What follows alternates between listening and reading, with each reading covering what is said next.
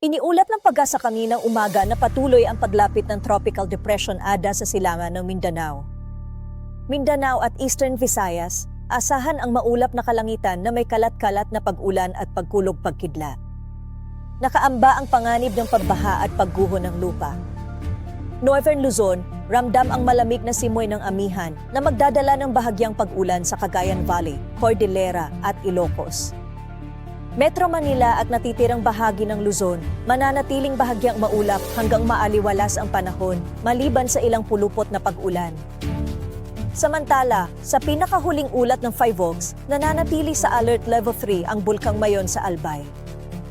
Patuloy ang pagdaloy ng lava mula sa bunganga na nagdulot ng mahigit 200 rockfall events at 27 pyroclastic density currents sa nakalipas na 24 na oras. Kita rin ang crater glow at makapal na usok na umabot sa 800 metro ang taas. Sa Negros Island, nakapagtala ang FIVOX ng 45 volcano-tectonic earthquakes sa paligid ng Bulkang Canlaon.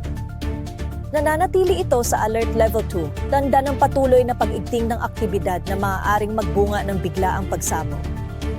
Kaugnay nito, sa Davao Occidental, isang magnitude 4.9 na lindol ang yumanig kaninang madaling araw. Wala namang naiulat na pinsala o aftershocks. Sa Camarines Sur, isang magnitude 2.1 na lindol ang naitala bandang umaga. Manatiling alerto sa mga posibleng aftershocks at patuloy na magmonitor ng mga abiso. Iyan po ang ating breaking news. Manatiling nakatutok para sa mga ulat mula sa Pag-asa at FIVOX. Maraming salamat po.